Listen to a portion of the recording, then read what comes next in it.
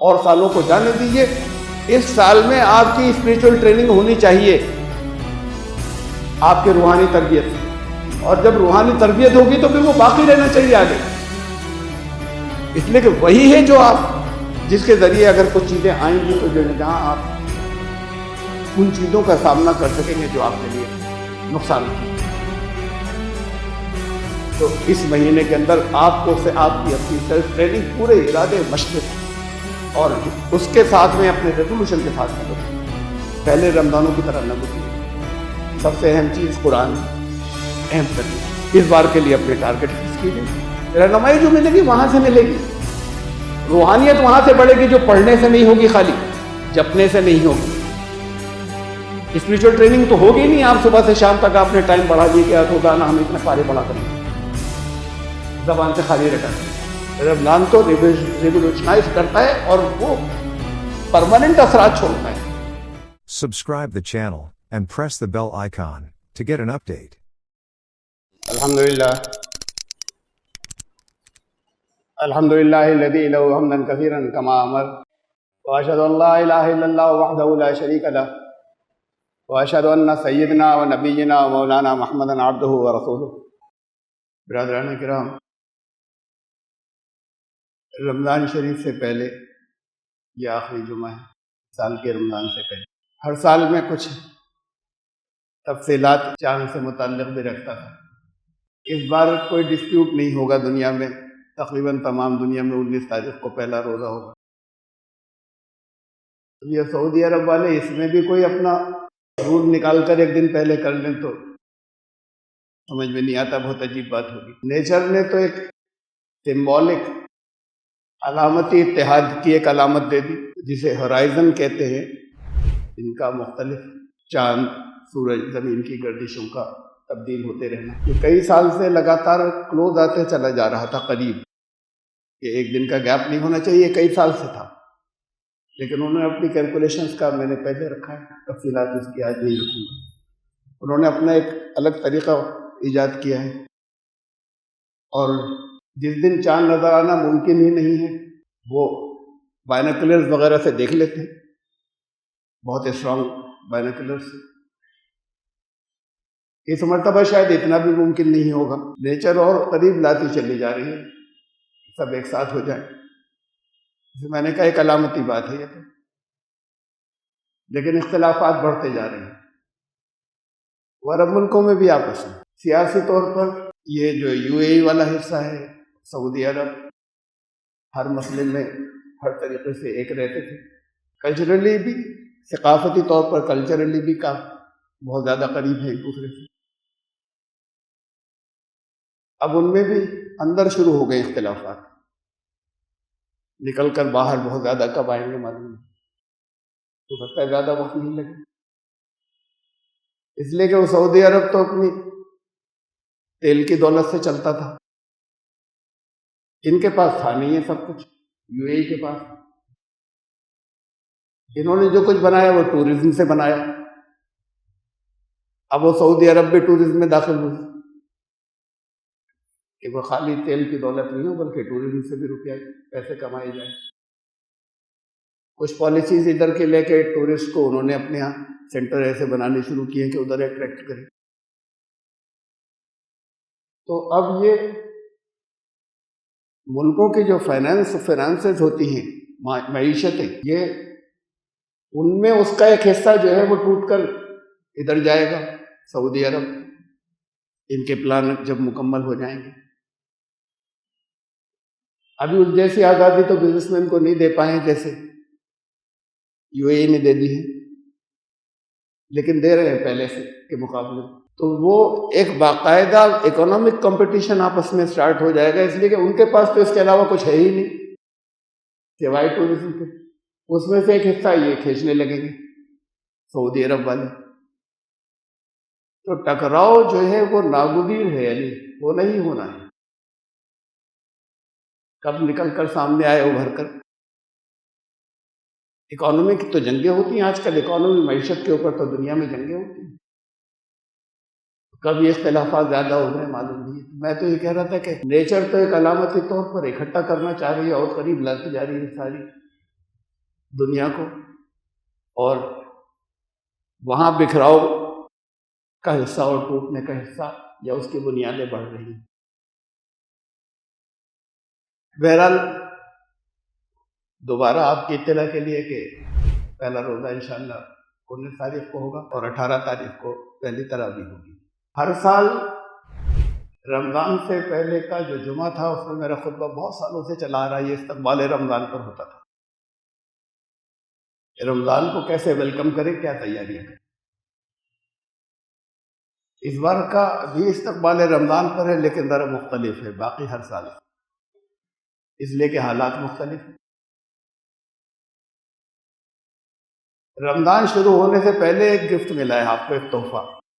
Home ministry نے، وزارت داخلہ نے اعلان کیا ہے کہ اب نیشنل اینتھم کے ساتھ، جن گن من کے ساتھ، ان کا یہ قومی گانا ہے، وہ قومی ترانے کے ساتھ میں نیشنل سانگ وندے ماترم، یہ بھی سب کو پڑھنا ہوگا، گانا ہوگا اس میں ملا کر۔ جتنے آفیشیل فنکشن ہیں ان سب میں لازمی ہوگا پہلے وندے ماترم، اور اس کے بعد پھر جن گن من اسکولوں میں کمپلسری ہو جائے گا۔ ابھی تو بہت کلیئر نہیں ہے بات، تھوڑا سا انہوں نے مبہم یا ویگ رکھا ہے کہ ایک دم سے بڑا ہنگامہ نہیں ہو۔ اب بڑا ہنگامہ کدھر سے ہوگا؟ جو صرف مسلمان ہیں جو کہیں گے کہ یہ غلط ہو رہا ہے، عیسائی اس پر نہیں بولیں گے، اقلیتوں میں سے کس پر نہیں بولیں گے، کوئی بودھ اس کے اوپر نہیں بولیں گے، ہندو تو بہت ویلکم کریں گے، خوش آمدید کہیں گے۔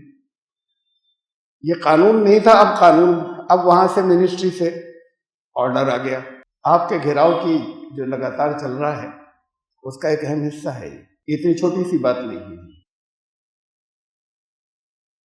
اب یہ جو مبہم ہے یا ویگ ہے، کیا پرائیویٹ اسکولوں پہ بھی کمپلسری ہوگا؟ ابھی کوئی کسی طرح کا کوئی تفصیلات نہیں ہیں آرڈر کے اندر، ہو جائے گا آگے۔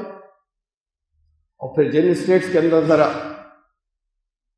سرکاریں جو ہیں وہ اپوزیشن کی نہیں ہیں، وہاں وہ اس کے ہو جانے سے پہلے زبردستی کر کے نافذ کرا دیں گے کہ نہیں یہ لازمی ہے، اسے شروع کر دو۔ اور پھر صرف 1951 میں بھی یہ پروپوزل آیا تھا، یہ تجویز آئی تھی کہ یہ نیشنل سانگ ہے، اس کو ایڈاپٹ کیا جائے، اسے لیا جائے۔ پھر نیشنل اینتھم ربندر ناتھ ٹیگور کا جن گن من اسے لیا گیا تھا۔ اس کے بارے میں پالیسی تھی جب کبھی یہ پڑھا جائے گا کمپلسری نہیں ہوگا، جب کبھی یہ پڑھا جائے گا کسی آفیشیل پروگرام کے اندر تو اس کے شروع کے 2 بند پڑھے جائیں گے۔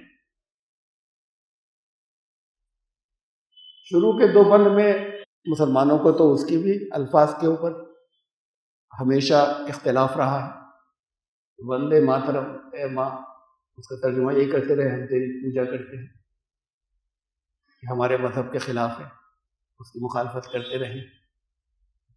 وندنا کا مطلب پوجا نہیں ہی ہوتا، الگ الگ سیاق و سباق میں الگ الگ معنی ہوتے ہیں۔ پوجا بھی کے لیے بھی آتا ہے لفظ، حمد و ستائش کے لیے بھی آتا ہے، تعریف کے لیے بھی آتا ہے، گنگان کے لیے بھی آتا ہے۔ یہ اتنی سیریس بات نہیں تھی،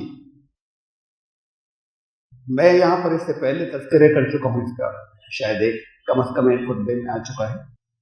اصل چیز اس میں جو ہمارے نزدیک قابل اعتراض ہے، میرے نزدیک، وہ اس کا پس منظر ہے، بیک گراؤنڈ اس گانے کی یا اس نظم کی یا اس سانگ کی، کس کنٹیکسٹ میں اسے گایا گیا ہے، کہاں سے آیا یہ۔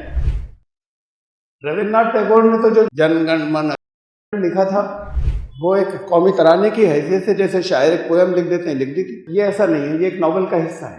میں نے 20-25 سال پہلے کبھی پڑھا تھا، ایک تھوڑا سا اس کا خلاصہ یا تھیم رکھ رہا ہوں میں آپ کو۔ آنند مٹھ ایک ناول تھا جو بنکم چندر چیٹرجی نے لکھا تھا، چٹوپادھیائے بھی کہتے ہیں، چیٹرجی بھی کہتے ہیں۔ انہوں نے اس دور میں لکھا تھا جب برٹشرز تھے یہاں، یہ ناول لکھا تھا آنند مٹھ۔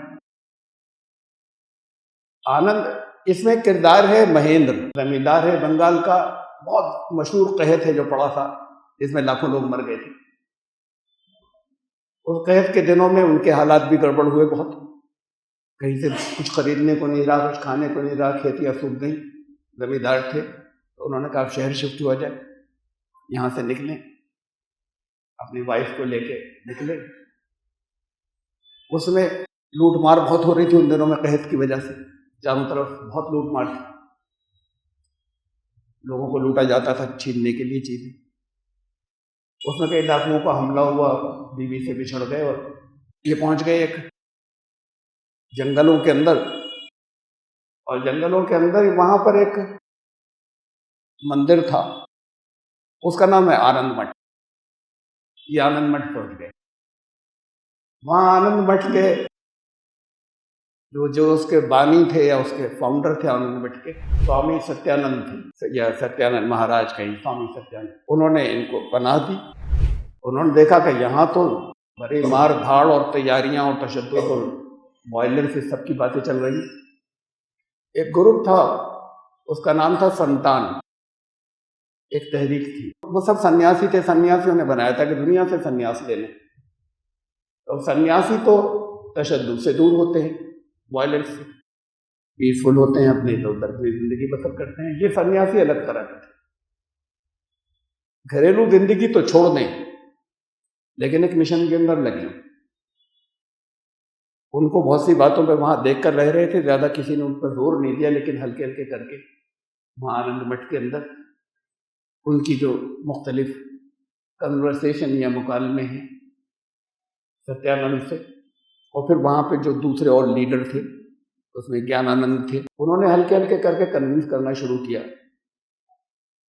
انہوں نے کہا یہ عدم تشدد یا نان وائلنس آدھا دھرم ہے، یہ پورا دھرم نہیں ہے، اور تشدد کو کی ضرورت سمجھاتے وقت یا وائلنس کی ضرورت سمجھاتے وقت اس میں جگہ جگہ بہت تفصیل کے ساتھ میں جگہ جگہ بہت کلیئر اور واضح ہے، یعنی کہ ذرا ایسے ہی کہیں پاسنگ ریمارکس کے طور پہ نہیں، مسلم دشمنی بھی شامل ہے، مسلمان دشمنی بھی اس اتنے حصے کے اندر۔ اور پھر ان کو آخر میں کنونس کر لیا گیا کہ وہ بھی سنیاسی ہو جائیں اور اس تحریک میں حصہ لیں، سنتان تحریک کا حصہ بن جائیں۔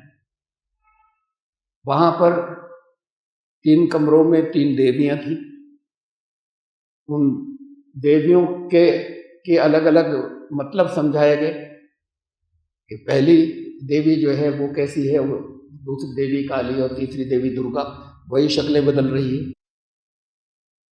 اور یہی اصل میں ماتر بھومی جو ہے، مادر وطن، یہ اس کی تصویر ہے، یہ دیویاں جو ہیں۔ اب ناول کی تفصیلات تو میں پورے یہاں پہ نہیں رکھ رہا، لیکن وہ گیانانند بھی ان کو سمجھاتا ہے کہ جگہ جگہ وہ بھی لیڈروں میں سے ہے اس سنتان تحریک کے۔ یہ سور مسلمان جو ہیں، ان کے جہاں گاؤں ملیں گے ہم انہیں جلا دیں گے۔ جب یہ لوگ نکلتے تھے، جتھے ان کے نکلتے تھے انگریزوں سے لڑنے کے لیے، برٹشر سے لڑنے نکلتے تھے، لیکن مسلمانوں کو کوئی گھر ملتا تھا تو جلا دیتے تھے، کوئی گاؤں ملتا تھا تو اسے جلا دیتے تھے، اس میں آگ لگا دیتے تھے۔ میں اگر تھیم خلاصہ یا فکر اس کی مجھ سے پوچھیں آپ، تو نمبر 1 قوم پرستی ایک مذہب کی حیثیت سے اور ایک دیوی دیوتاؤں کے مذہب کی حیثیت سے قوم پرستی کو پیش کیا گیا، نمبر 1۔ نمبر 2 انگریزوں کے اقتدار، یا ایسٹ انڈیا کمپنی تھی ان دنوں، صرف بنگال کے حصے پہ کنٹرول تھا، باقی ہندوستان میں نہیں آئی انگریزوں کی جیسے باقاعدہ حکومت، لیکن وہاں ان کی حکومت بن گئی تھی ایسٹ انڈیا کمپنی کی۔ ان سے لڑائی، ان سے لڑنا اور مسلمانوں سے دشمنی رکھنا، یہ بالکل نمایاں ہیں یہ 3 چیزیں اس کے اندر۔ انگریزوں کو نکالنا یا ان سے لڑنا، انہوں نے آ کے یہاں پر باہر سے ان کے ذرائع کے اوپر قبضہ کیا، وہ اپنی جگہ پر وہ دنیا کے، ہندوستان کے ہر طبقے کو قبول ہے کہ ہاں انہوں نے یہاں پر حملہ کیا تھا، یہاں کی دولت باہر بھیجی تھی۔ مسلمانوں کو پورا جو یہاں پر حملہ آور کہلاتے ہیں یا بدیشی کہلاتے ہیں، اصل میں تو یہاں اب انہوں نے انکار کرنا شروع کیا ہے، ورنہ ہمیشہ کی تاریخ یہی ہے، انہوں نے ہسٹری بدلنی شروع کی ہے کہ یہاں تو سب باہر سے آئے ہیں جتنے موجود ہیں، سوائے کول اور بھیل اور قبائلیوں کے، سب باہر کے آئے ہوئے لوگ، الگ الگ دور کے اندر الگ الگ لوگ باہر سے آتے ہیں۔ ان باہر سے آنے والوں میں یہ بھی تھے جو مسلم رولر یا حکمراں تھے، لیکن انہوں نے جیسے اور باقی سب نے ہندوستان میں آتے گئے اسے اپنا وطن بناتے گئے، انہوں نے بھی ہندوستان میں آ کے اپنا اسے وطن بنایا، یہاں پر بیٹھ کر افغانستان پر حکومت کی، افغانستان پہ بیٹھ کر ہندوستان پہ حکومت نہیں کی، مرکز یہ تھا، وہاں کی دولت تو یہاں آتی تھی، یہاں کی دولت کہیں باہر نہیں گئی، پھر یہاں کے کلچر کو کوئی دیا۔ اس سے قطع نظر، اس سے جانے دیں، اس میں اختلاف ہے کہ کتنا ان کا کنٹریبیوشن ہے، کتنا انہوں نے اس ملک کو دیا، اور بہت کچھ رولر ہیں جو ہندو راجا اور رولر تھے، یہ ذکر نہیں کرتے، ورنہ پرانی تاریخ کے اندر وہ سب کچھ ہے، وہ بھی ظلم کرتے تھے، وہ بھی اپنے اس کے لیے حکومت قائم رکھنے کے لیے جو کچھ رولرز کرتے وہ سب کیا کرتے تھے، سب کرتے تھے، انہوں نے بھی کیا ہوگا، کیا ہے، لیکن ان کی کچھ معاشرے کو کچھ دین ہے، ہندوستان کو کچھ دین ہے، اور اصل میں تو پرانے جو ہندو بڑے بڑے راجا تھے ان کی دین ہمیں کہیں نظر نہیں آتی کہ کیا ہے دین، ان کی چیزیں نظر آتی ہیں جو کچھ دیا ہے ہندوستان کو، جو کچھ دیا اور اسے اپنا وطن بنایا، اور ان کی نسلیں یہیں رہیں۔ تو باہر سے تو لوگ آتے رہے ہیں یہاں، جو اسے اپنا وطن کہہ رہے ہیں کہ وہ ودیشی ہیں، یہ بھی سب باہر کے ہیں اوریجنلی، اب انہوں نے اس کو منع کرنا شروع کیا اور تاریخ بدل رہی ہے، اور ان کو ختم کیا جا رہا ہے، ان کو مارا جا رہا ہے، ان سے لڑا جا رہا ہے، وہ جو اپنے آپ کو باقی رکھنے کے لیے جنگلوں کے اندر چلے گئے اور رہتے ہیں، جو پرانے باشندے اس ملک کے، کہ انہیں اب بالکل ختم کر دیا جائے۔ یہ سب ملکوں میں ہوا، یہ آسٹریلیا میں بھی ہوا، یہ USA میں بھی ہوا، کہ جو اصل پرانے باشندے تھے انہیں یہاں سے ہٹا دیا جائے اور ختم کر دیا جائے۔ بات یہ کہ میں نے آپ کو اس کے بارے میں بتایا کہ یہ ہے ناول، اس میں دیوی کے سامنے وہ یہ گاتا ہے یا پڑھتا ہے، یہ گانا جسے کہتے ہیں ہم نیشنل سانگ جسے بنایا ہے، وندے ماترم، اس کے اب قانون میں آ گیا کہ 2 اسٹنزا نہیں، 2 بند نہیں، اس کے 6 بند لازمی ہیں پڑھے جانے، اور پبلک اس کے ساتھ گائے گی ضرور، اتنے ہی آداب اس کے ہوں گے قانونی جتنے آداب جو ہیں وہ نیشنل اینتھم کے۔ جن گن من اس کا جو 5واں بند ہے، باقی تو معنوں کے اندر مسلمانوں کو اختلاف ہوتا ہے، میں آپ سے سمجھا سکتا ہوں کہ اتنے اختلاف کی نہیں تھی ضرورت، پس منظر پہ اختلاف ہے۔ اس کے جن من گن کے بارے میں کہا جاتا ہے جو اس کے خلاف ہیں، ہمارے یہی قوتیں جو جن کے ہاتھ میں حکومت ہے، ان کا گروپ اس کے خلاف ہے، مجبوری میں لے کر چل رہے ہیں اسے، اس کے تو بہت خلاف ان کی پوری تاریخ بھری ہوئی ہے۔ یہ مخالفت یہ کہہ کر کرتے ہیں کہ رابندر ناتھ ٹیگور نے برٹش کنگ کی تعریف میں لکھا تھا، جن گن من ادھینائک، کہ تمام جنتا اور عوام جتنے ہیں ان سب کا ادھینائک، ان سب کا سب سے اوپر جو بڑا لیڈر ہے وہ، انہوں نے اپنی زندگی ہی میں، ان کی زندگی میں یہ اعتراض آیا تھا، اور انہوں نے اپنی زندگی میں اس کی سخت مخالفت کی تھی۔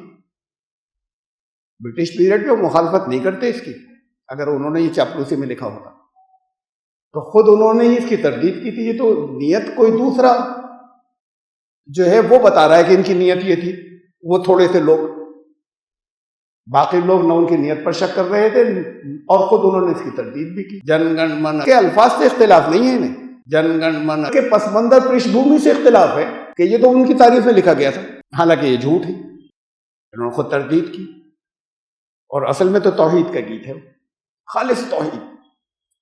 آپ اس کے معنوں کو اگر دیکھیں، چونکہ بنگلہ میں ہے تو لوگ معنی بہت کم جانتے ہیں، کہ ان سب کا ادھینائک کون ہے، اس کی جے ہو، بھارت کے بھاگیہ کا ودھاتا کون ہے، اس کی جے ہو،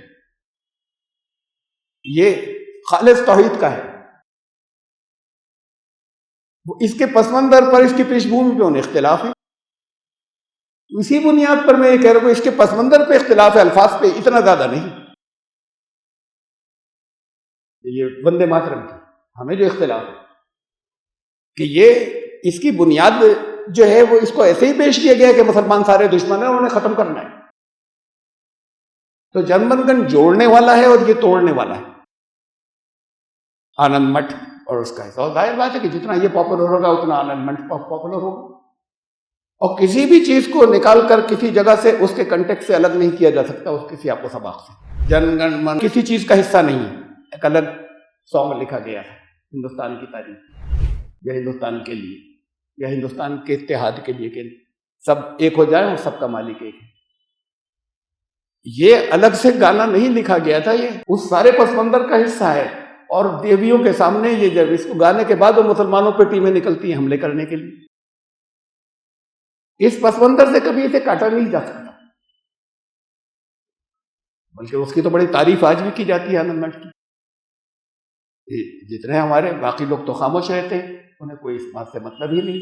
مسلمان مخالفت کرتے ہیں, مسلمانوں کی اکثریت نے وہ پڑھا ہی نہیں ہے, اور ہندو اکثریت کہتی ہے بڑا زبردست ناول تھا وہ, اور وہ تو دیش بھکتی کے لیے تھا. اب وہ آپ کے اوپر جو ہے وہ امپوز کیا جا رہا ہے. ابھی وہ میں بات کو اور باریکی سے اور تفصیلات کے ساتھ میں آتی چلی جائیں گے کہ نہیں ہر ایک کے لیے لازم ہے. ایک شروعات ہوئی ہے نا. آپ کو بے بسی کا احساس کرانا ہے. انہیں معلوم ہے نا کہ مسلمانوں کو پسند نہیں ہے, سب جانتے ہیں. تو اس اسٹیج پر اس کی کیا ضرورت ہے کہ اس کو لانا ضروری تھا قانون بنا کر آپ کو بے بسی کا احساس دلانا تھا. چیختے رہو, اپنی انگلیاں چباتے رہو, اپنے دانت پیستے رہو, کچھ نہیں کر سکتے تم. ہم جو کہیں گے وہ ہوگا. تمہارے بچے اسی کو گائیں گے, اس کا مطلب سمجھیں گے, اس کے ساتھ بڑے ہوں گے, ہمارے کلچر میں آئیں گے, ہماری تہذیب میں آئیں گے تمہارے بچے. ورنہ مت پڑھاؤ انہیں, جاہل چھوڑ دو. دونوں چیزیں تباہی کی ہیں. فاشزم یہ کرتا ہے, اسے ایک دشمن بنانا ہوتا ہے. انہوں نے ایک دشمن بنا رکھا ہے. ایک فرضی دشمن کریٹ کرنا ضروری ہوتا ہے فیشن کے لیے. انہوں نے ایک دشمن بنا رکھا ہے, اعلان کر دیا ہے, پبلسٹی کی ہے, اس کی پرچار کرتے ہیں جھوٹا, یہ دشمن ہے, یہ بہت گڑبڑ کرتا ہے. پھر فیشن کے لیے یہ ضروری ہوتا ہے تعلیمی اداروں کو کنٹرول میں لے. فیشن کے لیے یہ ضروری ہوتا ہے کہ ان کا جو مذہبی کلچر ہے, کلچر نہیں مذہبی کلچر, وہ اس کو سب سے سپریم ہر ایک مانے, اور اسی کو جو ہے وہ سب کے اوپر لادا جائے اور سب کو اس کے رنگ کے اندر رنگا جائے. آپ کے لیے یہ ہونا ہے اور آپ کچھ نہیں کر سکتے. میں نے اب سے 11-12 سال پہلے تقریروں میں کہا تھا کہ یہ آپ کے اوپر یہ کلچر لادا جائے گا اور آپ کچھ نہیں کر سکیں گے. آپ کے بچوں کو وندے ماترم بھی کہنا ہوگا, آپ کے بچوں کو سوریہ نمسکار بھی کرنا ہوگا. یہ میں نے اب سے 10-12 سال پہلے کھلی تقریر میں کہا تھا, ریکارڈ میں. اور کریں گے, مت پڑھائیے, انہیں جاہل رہنے دیجیے. کریں گے کیا آگے؟ کرنے کی تو بہت سی باتیں تھیں, اس کا وقت نکل گیا.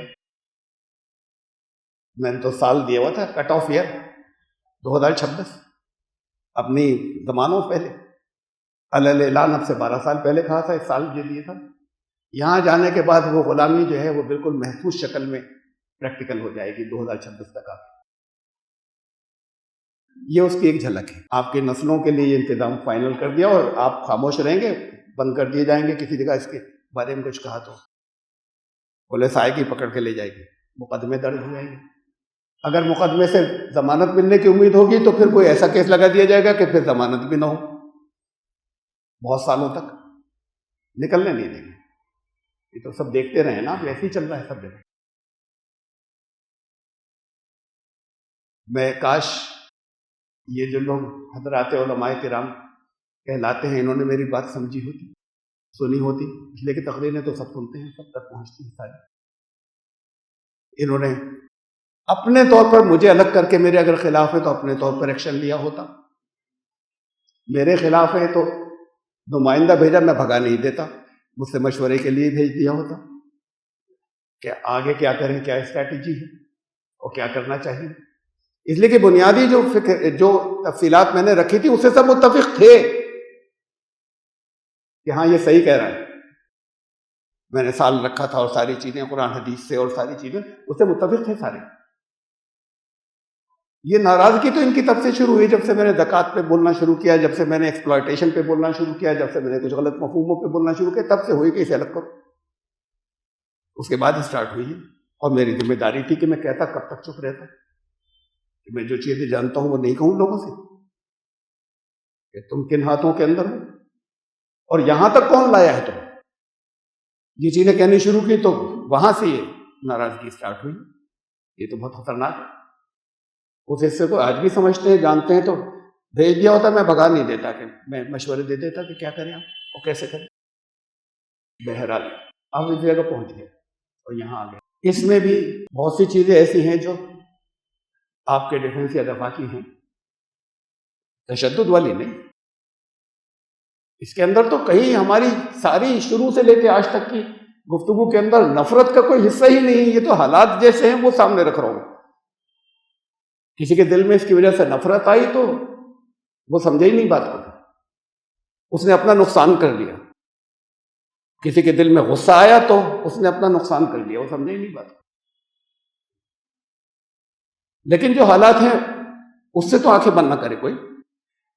اور پھر آپ کو کیا تعلیم دی تھی اور کیا بتایا تھا ایسے حالات کے لیے، کیا چیزیں کہی گئی.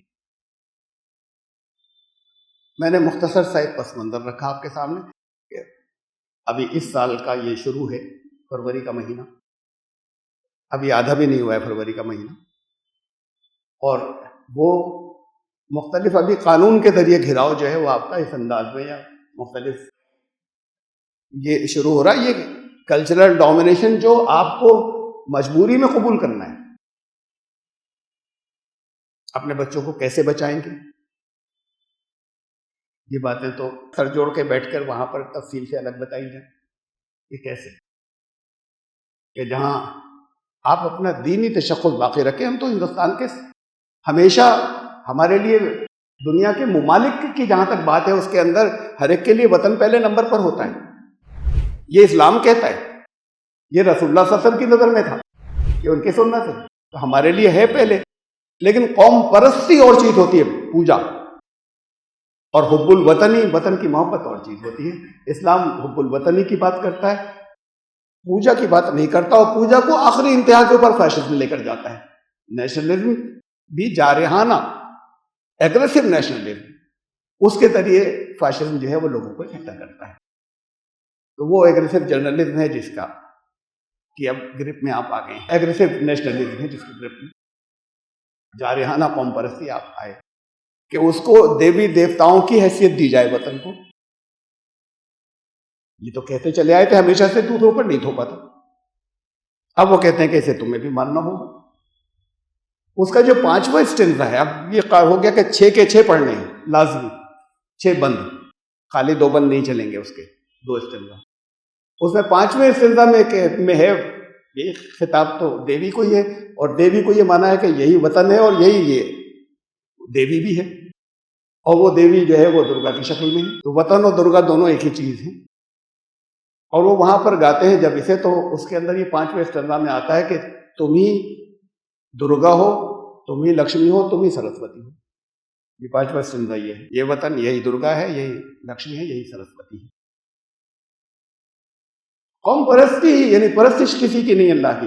پھر بنیادی دنیا کے سارے مذاہب، یہ تو مذہب نہیں ہے جسے ہم ہندو مذہب کہہ دیتے ہیں، یہ تو مذہب ہے نہیں. اوریجنل سناتن دھرم وہ بھی نہیں جس شکل میں آج یہ ہے، جیسے مسلمانوں کا بدل گیا بہت کچھ، وہ نہیں ہے جو اصل اسلام ہے. ایسی اوریجنل سناتن دھرم بھی بدلا.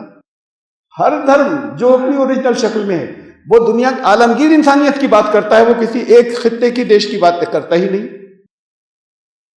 جتنی اور تحریکیں ہیں ان میں سے کسی کو آپ لے لیجیے، جو موومنٹس ہیں، ریفارم موومنٹس، گایتری پریوار ہو، برہما کماری ہو، بہت نرنکاری ہو، یہ عالمگیر انسانیت کی بات کرتے ہیں، یہ سیماؤں کی بات نہیں کرتے. ان میں سے کوئی نہیں کرتا. تو پھر ہماری محبت ہمارے گھر سے ہوتی ہی ہے، وہ ایک فطری چیز ہے جو اسلام کی تعلیم کے مطابق ہے. لیکن حقوق انسانی کے مقابلے میں سپیریورٹی اور انفیریورٹی ہے، افضلیت اور پستی کے مقابلے میں اس میں یہ وطن کچھ نہیں. ست ہے، است ہے. ست ایک چیز ہے، است دوسری چیز ہے. یہاں است ہوگا تو اس کی مخالفت کریں گے، کسی اور جگہ دنیا میں است ہوگا تو اس کی مخالفت کریں گے. ست ہوگا تو اس کی حمایت کریں گے اور ساتھ دیں گے. اور ساری دنیا کے انسان ایک ماں باپ کی اولاد، یہ ہے قومیت. اصل انسانی اتحاد یہ دھرم کی بنیادیں کہتی ہیں صرف اسلام ہی نہیں، اس سے ہٹ کر قومیت اسے بنایا جاتا ہے جس خطے میں ہم رہتے ہیں، اور اس کے لیے کوٹ کوٹ کر یہ ہوتا ہے کہ یہ فاشزم اس کو اس کی پوجا تک لے جاتا ہے، لوگوں کے اندر یہ چیز جو ہے جذبات آ جائیں۔ آپ کے لیے رمضان آ رہا ہے، میں رمضان کی بات پہ لاؤں دوبارہ، رمضان شروع ہونے والا ہے، تو یہ رمضان کچھ تو مختلف ہونا چاہیے آپ کے لیے۔ اقبال کا بعض مسلم انسٹیٹیوشنز کے اندر وطن کی محبت کا کہ سارے جہاں سے اچھا، بعض اسکولوں میں کہیں ہوتا تھا، جہاں پتہ چلتا ہے وہاں چھاپے مرتے ہیں، ان کو اریسٹ کر لیا جاتا ہے، کیس دائر کر دیا جاتا ہے ان کے خلاف۔ یہ کیسے ہو رہا تھا؟ ارے سارے جہاں سے اچھا ہندوستان ہمارا کے اوپر کیس درج ہو جاتا ہے، یہ نہیں ہوگا یہاں پر۔ وہی تھے اقبال جنہوں نے یہ لکھا تھا، انہوں نے یہ بھی کہا تھا، وطن کی فکر کر ناداں، مصیبت آنے والی ہے، تیری بربادیوں کے مشورے ہیں آسمانوں میں۔ تو آپ کی بربادی کے مشورے ہیں آسمانوں میں، اور آسمانوں میں جو مشورے ہوں گے آپ اس سے کہیں بچ کے بھاگ نہیں سکتے۔ یہ اللہ کا عتاب آپ کے اوپر، اللہ کی سزا سے کہیں نہیں بھاگ سکتے، جو ان کے ذریعے دلائی جا رہے ہیں۔ کیوں نہیں صحیح راستے کے اوپر آئے جو گائیڈ کیا گیا تھا؟ عتاب اس کا ہوتا ہے کہ اسے کیوں نہیں سمجھاؤ، کیوں نہیں، جبکہ تمہیں بتانے والے اور چیخ چیخ کر کہنے والے موجود تھا کوئی؟ کہ نہیں یہ سب کچھ نہیں، ایسا نہیں ہوگا کچھ نہیں، پھر جا کے پھنس جاؤ گے، اور پھنس رہے ہیں۔ رمضان آ رہا ہے، رمضان کس چیز کی پریکٹس کے لیے تھا؟ رمضان ایک انسٹیٹیوشن ہے، رمضان ایک مہینہ نہیں ہے، ایک ادارہ ہے جہاں ایک ٹریننگ ہوتی ہے، جہاں ایک تربیت ہوتی ہے۔ اب یہ رمضان اس سال کا ویسا نہیں گزرے، سحری اور افطار کی رونقوں کا اس انداز کی کہ جیسے کوئی جشن ہے، اب ویسا نہیں گزرے۔ رمضان میں تو 17 رمضان کے اندر ہی پہلی جنگ ہوئی تھی بدر کی، اور لوگ اس حالت کے اندر نکل کھڑے ہوئے تھے۔ رمضان تو آپ کی پیشنس، آپ کے اندر صبر پیدا کرنے کا، استقامت پیدا کرنے کا، آپ کے اندر اخلاص پیدا کرنے کا، آپ کے اندر شکر پیدا کرنے کا، آپ کے اندر برداشت پیدا کرنے کا مہینہ ہے۔ اور تفصیلات اس کی اتنے سارے پہلو جو میں نے رکھے آگے کے خطبوں میں رہیں گے رمضان کے اندر۔ لیکن رمضان کے اندر آپ کی جسمانی بھی کچھ امپرومنٹ ہونا چاہیے، فزیکل۔ روزوں سے اگر آپ کو جسمانی صحت اور آپ کی پہلے سے امپروو نہیں ہوئی تو حاصل نہیں کیا کچھ۔ اور اسپریچول، خالی فزیکل نہیں، نماز ایک یوگا ہے، چلیے ہے، واقعی پراپر طریقے سے ہو تو اس کے فائدے ہوں گے، لیکن ایک اسپریچول ایکسرسائز، آپ کا روحانی ارتقاء ہونا چاہیے۔ ارتقاء یا پروگرس یا گروتھ اسے کہتے ہیں کہ اگر ہو گئی تو پھر واپس نہیں گرتے، ٹھیک اسی دن واپس گر جائیں جس دن آخری رمضان ہو، اس کے بعد اگلے دن پھر نیچے آ جائیں، تو وہ ارتقاء یا پروگرس یا وکاس کبھی ہوا ہی نہیں تھا۔ سسٹینیبل ہو آپ کے اندر، اس کم از کم اور سالوں کو جانے دیجئے، اس سال میں آپ کی اسپریچول ٹریننگ ہونی چاہیے آپ کے روحانی تربیت سے، اور جب روحانی تربیت ہوگی تو پھر وہ باقی رہنا چاہیے آگے، اس لیے کہ وہی ہے جو آپ، جس کے ذریعے اگر کچھ چیزیں آئیں گی تو جو ہے جہاں آپ ان چیزوں کا سامنا کر سکیں گے جو آپ کے لیے نقصان کی ہیں۔ تو اس مہینے کے اندر آپ کو سے آپ کی اپنی سیلف ٹریننگ پورے ارادے مشق اور اس کے ساتھ میں اپنے ریزولوشن کے ساتھ میں ضروری، پہلے رمضانوں کی طرح نہ گزرے۔ سب سے اہم چیز قرآن ہے، اہم ترین، میں رکھتا رہا ہوں پچھلے سالوں میں، جو رمضان سے جڑا ہوا ہے، رمضان اور یہ ایک دوسرے کا ساتھ ہے قرآن۔ اس مرتبہ کا آپ قرآن کے لیے ٹارگٹ فکس کیجئے اپنے، یہ ویسے ہی نہیں ہو زیادہ سے زیادہ قرآن ہم زبان سے ادا کریں گے، اس بار کے لیے اپنے ٹارگٹ فکس کیجئے۔ رہنمائی جو ملے گی وہاں سے ملے گی، روحانیت وہاں سے بڑھے گی جو پڑھنے سے نہیں ہوگی، خالی جپنے سے نہیں ہوگی۔ اسپریچول ٹریننگ تو ہوگی نہیں، آپ صبح سے شام تک آپ نے ٹائم بڑھا لیے کہ روزانہ ہم اتنے پارے پڑھا کریں گے، زبان سے خالی رٹا کریں گے۔ رمضان تو ریولیوشنائز کرتا ہے اور وہ پرماننٹ اثرات چھوڑتا ہے. میں جہاں پر اپنے ایتھیزم سے، کفر سے باہر آیا تھا جس سال میں، آتے ہی اس کے بعد رمضان پڑا تھا کچھ ہی دنوں کے بعد. وہ پہلا رمضان تھا جب میں قرآن سے صحیح طریقے سے جڑا تھا.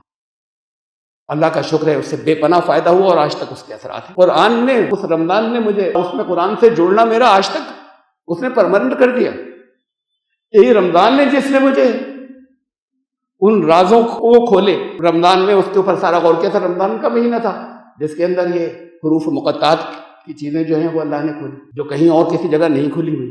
رمضان تو بہت قیمتی چیز ہے، لیکن آپ کو اپنے نفس کو، اپنے وجود کو جوڑنا ہوگا قرآن سے، زبان کو نہیں، خالی زبان کو نہیں، وہ قرآن سے جوڑنا ہوگا، چاہے تھوڑا سا حصہ ہو. میں نے طے کیا تھا جس رمضان کی میں نے بات کی، پہلا رمضان جو میرے کفر سے جب میں واپس آیا تھا، وہ جو پہلا رمضان تھا، میں نے طے کیا تھا کہ قرآن تو اب میں خود سمجھ کر ہی پورا مطالعہ کروں گا. پورا رمضان گزر گیا، اور میں سورہ بقرہ کی اس آیت تک آیا تھا جو زیادہ آگے نہیں ہے. وَكَذَلِكَ جَعَلْنَاكُمْ أُمَّةً وَسَطًا لِتَكُونُوا شُهَدَاءَ عَلَى النَّاسِ. پورا رمضان گزر گیا، اس آیت تک پہنچا تھا. وہی سورہ فاتحہ، اس کے بعد سورہ بقرہ شروع ہو گئی، تو وہ دوسرے پارے کا شروع میں ہے. تو پورے رمضان میں ایک پارہ پورا ہوا تھا، اور میں 6-7 گھنٹے لگاتا تھا قرآن کو اس رمضان کے لیے. بہت دولت ملی اور بہت کچھ چیزیں جو ہیں وہ کھلی یا واضح ہوئی، جہاں میں نے باقی سب کو الگ کر کے صرف اللہ سے جوڑ کر الفاظ کے ایک ایک لفظ کے الگ الگ معنی سن کر غور کرنا شروع کیا تھا. کیا ہوا اگر ایک ہی پارہ ہو سکا تو سلسلہ تو پھر جاری رہا، باقی اب تک کی زندگی تک وہ جاری ہو گیا، وہ چیز پرماننٹ ہو گئی. کچھ تبدیلی آئے، کچھ اپنے لیے ٹارگٹ فکس کریے، بنیادیں ڈال دیجئے، نہ ہو پورا رمضان میں، وہ پھر جاری رہنی چاہیے، وہ ختم نہیں ہو جائیں. تو وہ جو اسپریچول پاور ملتی ہے، طاقت ملتی ہے، وہ سارے ڈر خوف کو بھی ختم کر دیتی ہے. اور جو واقعی صحیح آپ کو رہنمائی ڈائریکٹ اللہ سے ملتی ہے، پھر وہ صحیح رہنمائی کے آپ کو کن حالات میں کیسے گزرنا ہے، دوسرے لوگوں کو نہیں سمجھ میں آئے گا، آپ کی آ جائے گا سمجھ. دوسرے نہیں مانیں گے، آپ کہیں گے، آپ کم سے کم عمل کر لیں گے. تو پھر پناہ اور کہیں نہیں ہے، پناہ صرف اللہ کے پاس. اس لیے کہ یہ عذاب ان کے نہیں ہے، ان کو مسلط کیا گیا ہے، یہ عذاب اللہ کی طرف سے ہے، ان کو تو مسلط کیا گیا ہے. تو پھر آپ کو پناہ بھی اللہ ہی کی چاہیے. اللہ کی پناہ قرآن سے جڑے بغیر نہیں ملے گی، اور اس کے لیے رمضان سے بہتر کوئی اور موقع نہیں آپ کی اپنی سیلف ٹریننگ کی.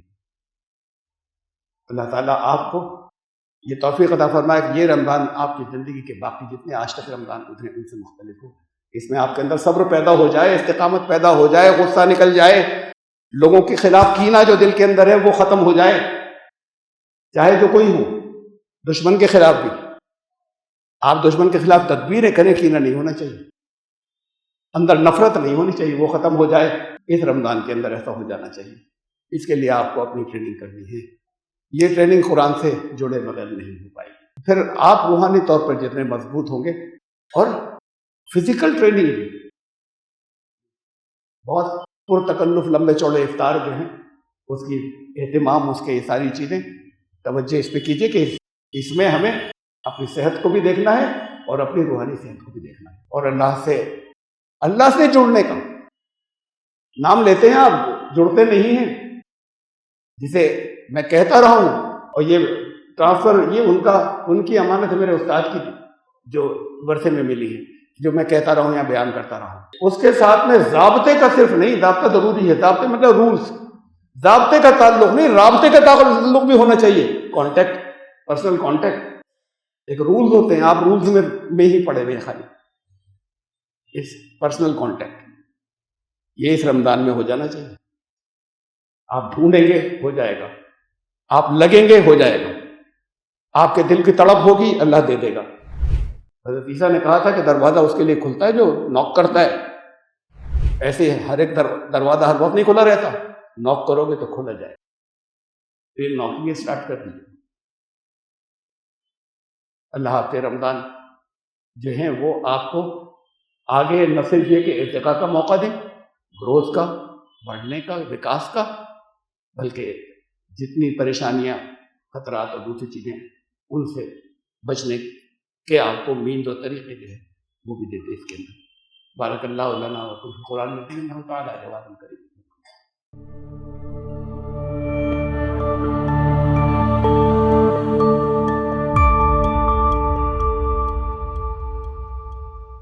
Subscribe the channel and press the bell icon to get an update.